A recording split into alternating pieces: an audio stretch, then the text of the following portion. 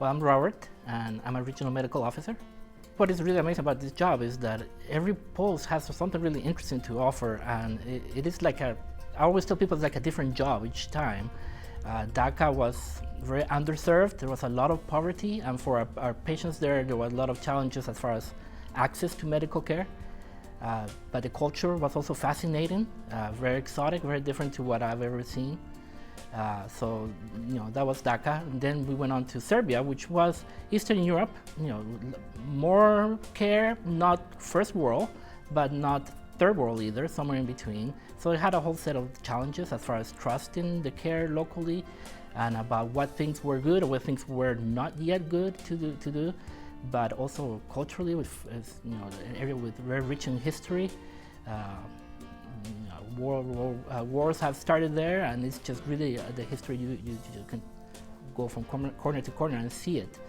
And then we're in Seoul, South Korea, which is by itself an amazing city, cosmopolitan, first world medicine. So very different challenges in that sense, but also culturally is just another completely different area with beautiful people and very wonderful culture. Well, one of the things that I think is just so radically different from being in private practice to being working overseas is really the scope of your practice. When you're in the States, basically you're seeing patients every 15 minutes, in and out, not much time to really relate to the person, to really be able to find out about them, about what is all the other issues that are going around that make this patient be the way he is. And in the same sense, overseas you have a lot of other interesting responsibilities. There's more administrative work, but it's not paperwork. In the States there was a lot of paperwork.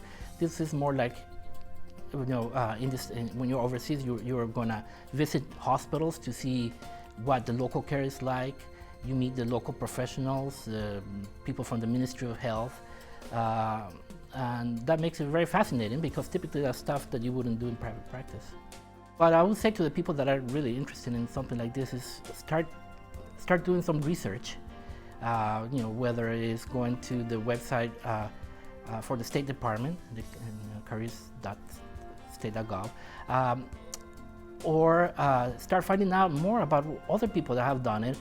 Next step is really, if you really think that this is something for you, is to make sure your family is on board if you have a spouse and kids.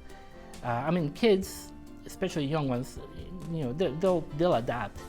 The older ones, you want to make sure that they're on board because they have already some say on it, but especially your spouse. You want to make sure that this is something that both of you, and I've seen it also as I've been overseas, that when both spouses are on board, it really works out really well. And these are the people that you should have a whole career in the State Department.